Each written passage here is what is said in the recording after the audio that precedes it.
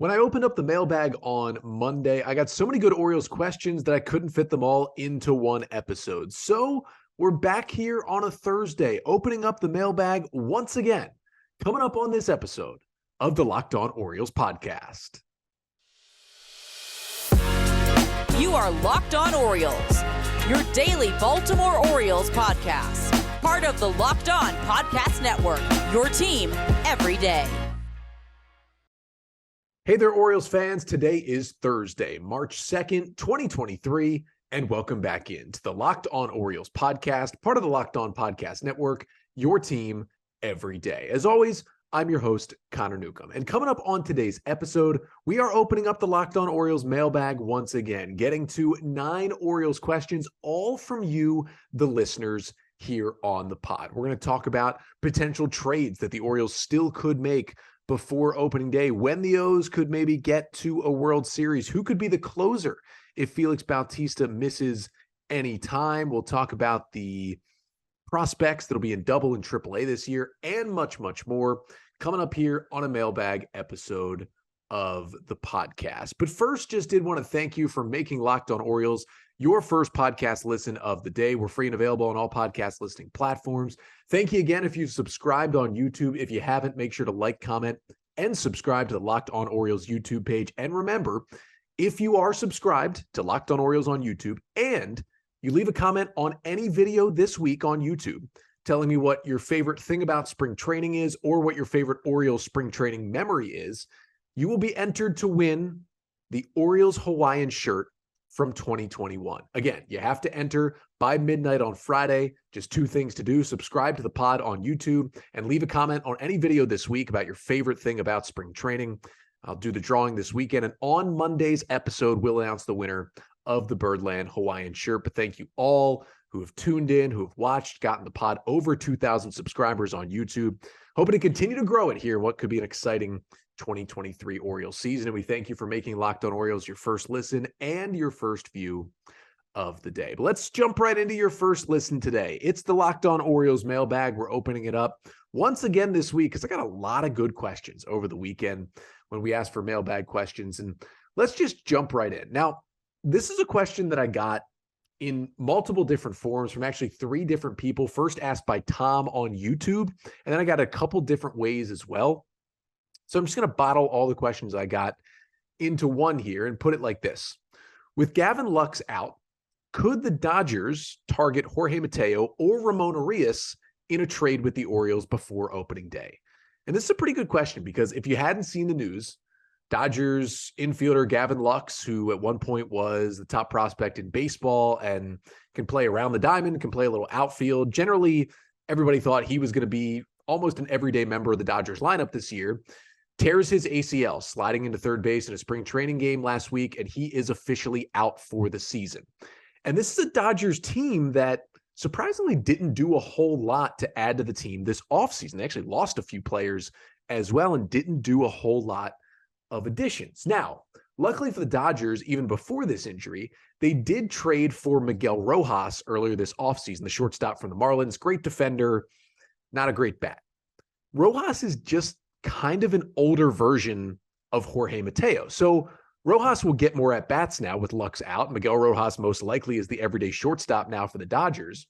But if you look at their infield, it's Rojas, it's Max Muncy at either second or third, and then you've got the young kid, the rookie Miguel Vargas, who they're expecting a lot out of, but really haven't seen him at the major league level yet. And then you got Chris Taylor, who's honestly played more outfield than infield over the past few years, but still did come up as an infielder who can play that position. And that's really the Dodgers infield right now without Gavin Lux.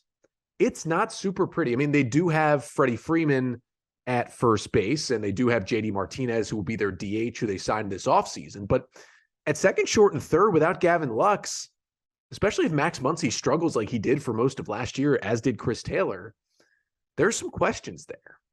But to answer this question, I don't know if they would target Jorge Mateo because, again, they already acquired basically the older version of Jorge Mateo. That is Miguel Rojas, an elite defensive shortstop who can handle the bat, but you don't want to hit him anywhere but 8th or 9th in your lineup. He's going to have some strikeout problems and generally isn't going to produce a lot over a full 162-game season. Now, I could see maybe the Dodgers being more interested in Urías than Mateo, who's shown to be a better hitter and did just win a Gold Glove at third base. He could shore up that position and can play second as well, and a little bit of shortstop for the Dodgers. They like versatility. Urías has that. I could see it happening. Maybe Urías more than Mateo, but I could see it happening. And Dodgers could use an infielder at this point. I think in some way, shape, or form, they're going to add an infielder now before opening day. And maybe if the O's could get them to send over one of their starting pitching prospects. Ramón Urías has, still 4 more years of control at this point, 4 or 5 years of control. He's a valuable player. So if the Dodgers maybe wanted to fork up Ryan Pepiot, the right-handed pitcher who had a 3.47 ERA in 36 big league innings last year and is a top 10 prospect in the Dodgers system and looks to be a future starting pitcher for the Dodgers and could be that for the Orioles. A lot of strikeouts. Did have some walk issues last year that he's got to get together, but they want to fork up Ryan Pepiot. Maybe the O's would talk about Ramón Urías. I would not rule it out after that Lux injury. Really good question I got from a couple of different listeners.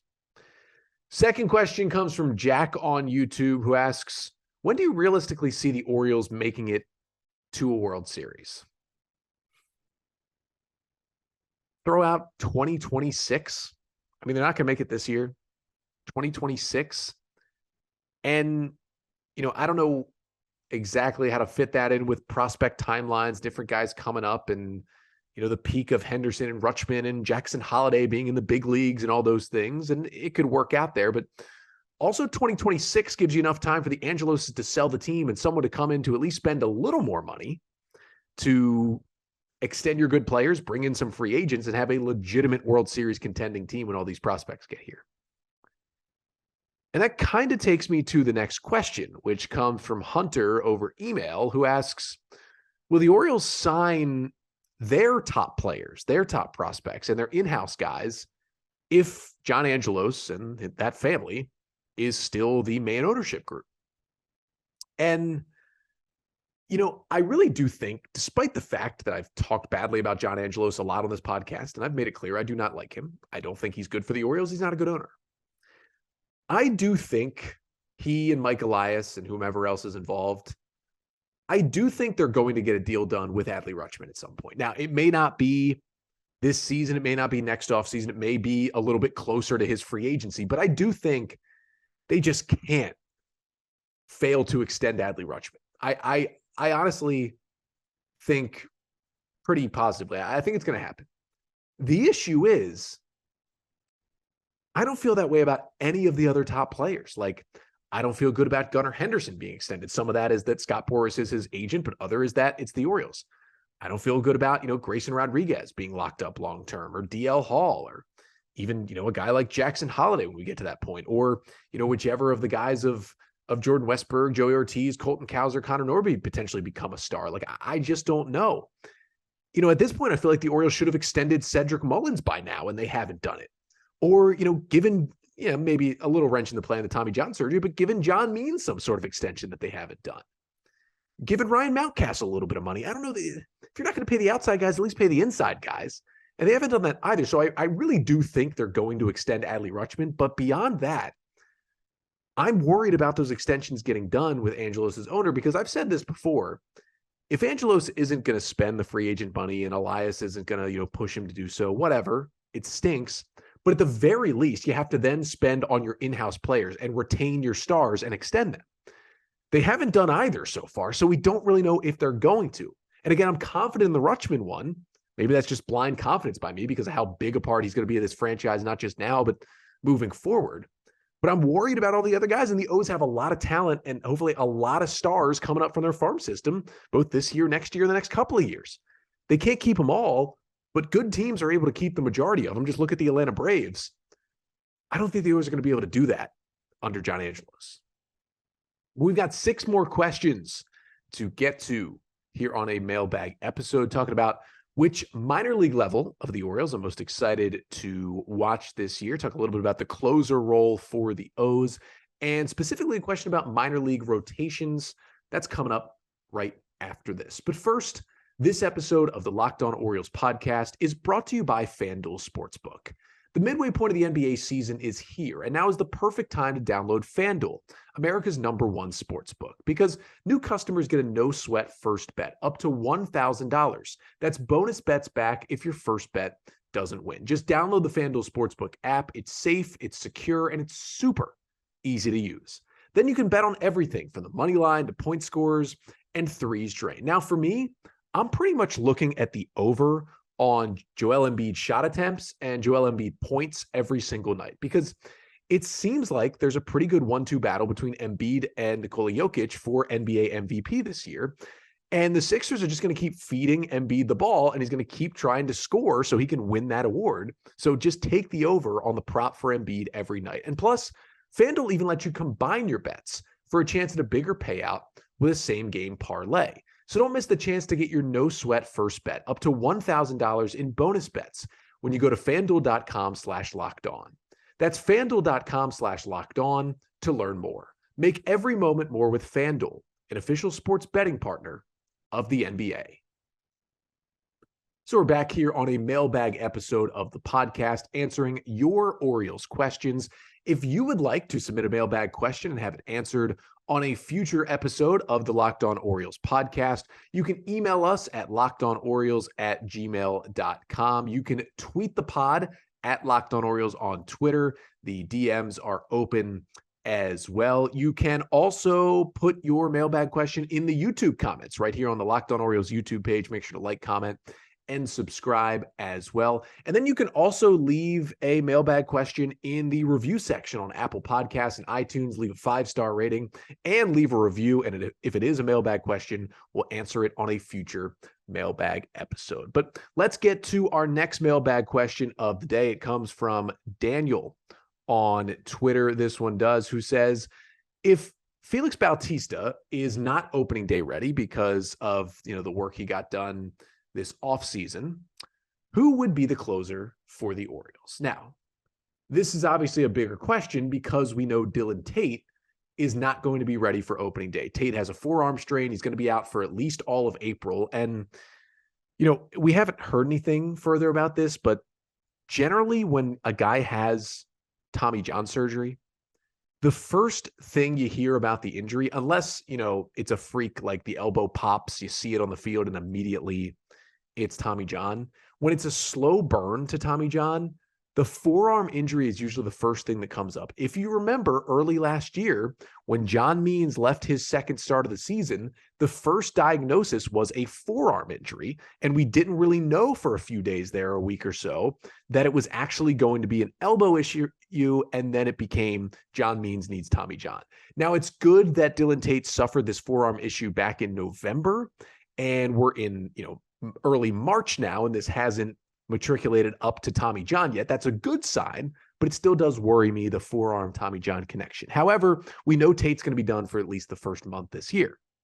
Now, Félix Bautista, was rehabbing the knee, rehabbing the shoulder this offseason, and seems to be pretty much ready to go. I talked about this on yesterday's episode. He gave the update that he was throwing at about 80 to 85% late last week. He seems good. He feels ramped up. He said he needs to get into 4 or 5 spring training games to be ready for opening day.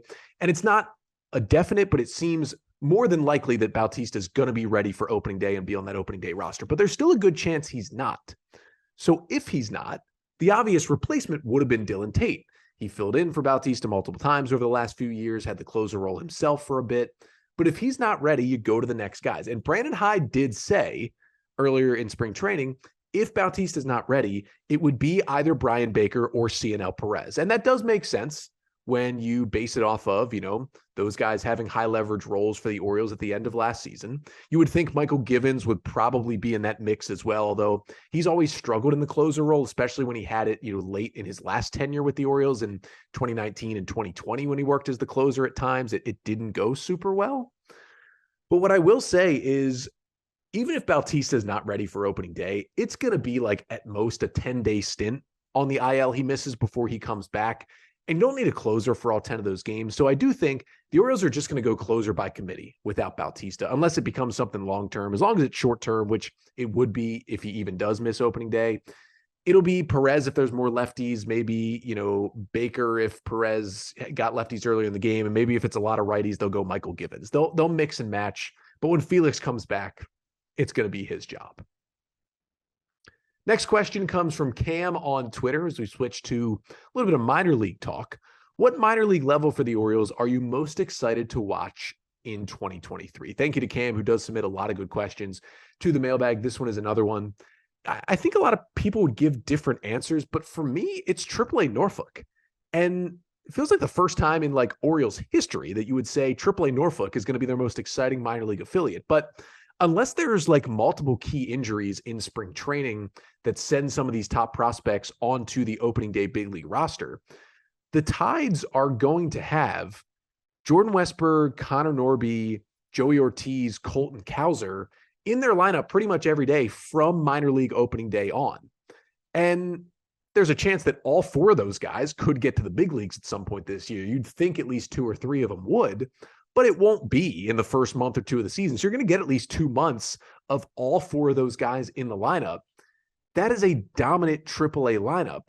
When you add in the fact that you would think Kobe Mayo and Heston Kjerstad are both going to be in AAA at some point this year, maybe along with those four guys, that would be a ridiculous AAA team.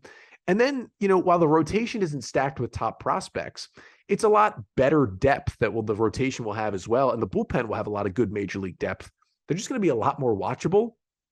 And I do think, depending on how long those prospects are in AAA, Norfolk's going to go to the postseason this year. And they haven't done that a lot recently.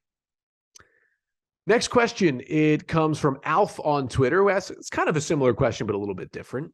What will the AA and AAA starting rotations look like for the Bowie Bay Sox and the Norfolk Tides this year? So I took this as kind of what it'll look like at the beginning of the year, not as much what it'll look like in general for most of the year. So at the beginning of the year, I have changed my stance a little bit. Now, I haven't changed it officially because I haven't done an opening day roster prediction 3.0. But because of the back issue, because the Orioles keep saying they're building him up as a starter, I do, not that I agree with it because I don't, but I kind of unfortunately think the Orioles are going to start DL Hall in the AAA Norfolk rotation. So it would be DL Hall as your number one. Then you have Spencer Watkins, number two. Bruce Zimmerman would be your number three. Drew Rahm at number four. And then some sort of combination of Chris Valamont and Ryan Watson at kind of 5 and 6, or maybe piggybacking at 5. I see it happening. Now, I did not include Mike Baumann because I feel if Hall's in AAA, if Tate is injured, and especially if someone like Bautista can't make the roster either, I think Mike Baumann may be that final pitcher that makes the opening day roster. But if Baumann does not, if he's maybe the final cut, then you put Baumann in this list as well. Or if he starts the year on the roster and then once Felix comes back, Baumann gets quickly sent down to AAA, he goes right into that rotation as well. Then for AA, I went with, again, kind of 6 guys I put on this list, and there's more that could be in there. There's more guys that'll work in tandem, maybe guys who worked as relievers last year for 3-4 innings at a time, but will now be starters. But I'd say Justin Armbruster is your number one guy, with Cade Povich at number 2. Then I go with Brandon Young returning from injury, the right-hander. Then Garrett Stallings will be in that rotation, I would think. And then I think Chase McDermott, who came over in the Trey Mancini trade, I think he's a reliever long-term, but I think the O's will still give him a chance to start in AA this year. And then I also think Peter Van Loon, who had a really good year in High A Aberdeen last year, late round pick in 2021. I think we'll see Van Loon crack into that Bowie rotation, at least to start the year as well. But that does not mean the mailbag is over. We've got 3 more questions to get to coming up next to finish off the pod, talking about if I could add any player in O's history to this team, who would it be? We'll chat a bit about the second base position for the Orioles, and then best and worst trades for Mike Elias. That's coming up next. So we're back here on a mailbag episode of the Locked On Orioles podcast, and we thank you for making Locked On Orioles your first listen. Now, for your second listen later today, make sure to check out Locked On Fantasy Baseball. You can win your league by listening to Matt and Dom every day as they bring you the best fantasy draft strategies. Find Locked On Fantasy Baseball wherever you get your podcasts and on YouTube. It's part of the Locked On Podcast Network, your team every day. So we jump back into the mailbag here. 3 more questions to get to, and we will start with this one, a really good one from Michael on Twitter, who asks, if you could add any player in Orioles history to the current roster, who would it be? And which player that is projected to be on the current roster would be replaced? So I think pretty much almost everyone would agree that you'd want to put one of the great starting pitchers in Orioles history on this team. And my initial thought was Mike Mussina, because just the stuff was incredible, but I don't think you can choose anyone but Jim Palmer as the answer for this question. Orioles Hall of Famer, Major League Baseball Hall of Famer, the greatest pitcher in Orioles franchise history, one of the greatest pitchers the game has ever seen. It's got to be Jim Palmer.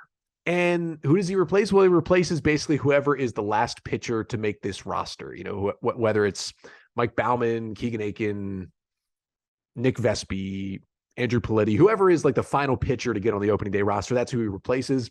And Jim Palmer becomes the ace of this staff. You finally have a legitimate opening day starter. You follow him up with Irvin, Gibson, Kramer, Bradish, Rodriguez, any combination there. And you're really rolling if you got prime Jim Palmer on this team. Now, it's tough to find a prime Jim Palmer. The O's are hoping Grayson Rodriguez turns into something like that. But yeah, I think you get an ace and you go get Jim Palmer onto this team. Next question comes from Mark on Twitter, who asks, if Adam Frazier hits 100, Ramón Urías hits 300, and Terrin Vavra hits 500 in spring training, all with about 50 plate appearances in the spring, who becomes the opening day second baseman for the Orioles? Now, I do want to say that unless there's an injury, all 3 of these guys are making the roster. Adam Frazier is a stone cold lock to make the roster. The O's gave him 1 year, $8 million. They haven't given up that much money to any position player under Mike Elias, so he's on the roster. Ramón Urías had a solid year, won a Gold Glove last year, and he's versatile. Unless he's traded or injured, is going to be on the roster. Terrin Vavra is the only one of the 3 that could be on the roster bubble, like I've talked about, but he's gotten off to such a hot start this spring training, and he's just becoming more and more versatile by the day that the Orioles are going to keep Vavra, again, unless he's injured, on the roster as well. So even if one of these guys just was terrible in spring training, they're all 3 going to be on the opening day roster. You don't take spring training stats that seriously when it comes to guys like this with Major League time making the roster. And the other thing is, those spring training stats especially aren't going to go into, who starts opening day. It's going to be more about who's on the mound for the Boston Red Sox. I think all 3 of these guys are going to be rotating into the lineup along with the other infielders like Henderson and Mateo throughout the season. And Vavra and Frazier can play the outfield. I think each will play the outfield a little bit this year, so they'll rotate into those spots. They'll all be rotating in and out of the lineup throughout the year. All 3 of these guys. None of them I would call everyday players, but none of them I would call like legitimate just bench players. They're all going to be somewhere in between for the Orioles. And I think the opening day second baseman is just going to depend on matchups. Like, for example, if Chris Sale is healthy and he starts opening day for the Red Sox against the Orioles, well, then you're probably going to see Adam Frazier and Terrin Vavra on the bench.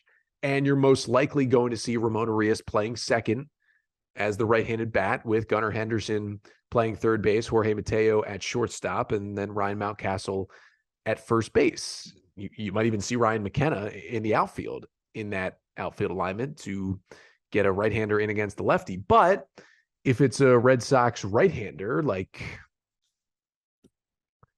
I don't even know who are the Red Sox right-handers at this point. Who's even in there? We'll say Brian Bayo. He's probably not starting opening day, but if it's a right-hander, then yeah, maybe you do see, Urías sitting, and you see Frazier at second, and maybe you see Vavra in left field, or maybe Vavra's DHing, or maybe Vavra's on the bench as well. But I think it's all going to depend on matchups and who the starting pitcher is. And then the final question of the day comes from Matt on Twitter. Now, Matt did ask, what is the best and worst trade in Orioles history? And I could go through this. I think most people would agree that a trade involving one Glenn Davis is probably the worst in Orioles history. And I think most would agree that a trade involving one Frank Robinson is the best in Orioles history. If not, it would be another trade involving a guy named Adam Jones. But I think those are easy answers. So I wanted to go more towards, and just change, Matt, I'm sorry, but I'm going to change your question just a little bit to, what is the best and worst trade that Mike Elias has made so far as Orioles GM? So for best trade, I'm going to go the Dylan Bundy trade.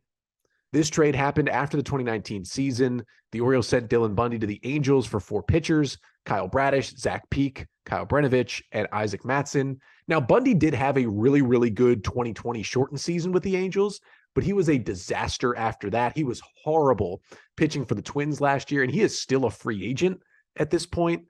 And it kind of looks like it's over for Dylan Bundy. Just the fastball velocity's gone. It's tough to watch. And on the flip side, the Orioles get Kyle Bradish, who has solidified himself, I think, as a really good part of their rotation. I think high things of him, and he's been better than Dylan Bundy. And I think moving forward, he'll be better than maybe Dylan Bundy ever was. You have Zach Peak and Kyle Brenovich, who both were having good minor league careers with the O's before they both got Tommy John surgery last year. Now, Brenovich should be back early this year. Zach Peak is going to be back more likely late this year, if at all. But both were looking pretty good in the minors and both stick around. And I think both could pitch in the majors. Now, Isaac Mattson has been released by the O's, but he did make his major league debut with Baltimore. So that's something as well. And you got 4 pitchers who potentially pitch in the big leagues for you for Dylan Bundy, who's been pretty bad since that trade. I think that was nicely done by Mike Elias.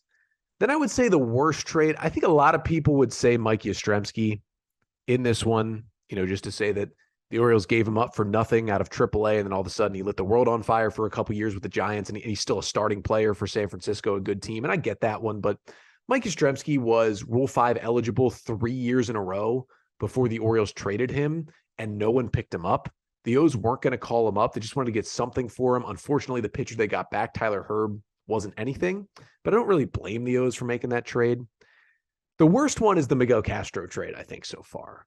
At the deadline in 2020, the Orioles sent Miguel Castro, who was not having his best year, but was having a really good year. They sent Miguel Castro, a fireballing right-handed reliever who had 2.5 years of team control remaining.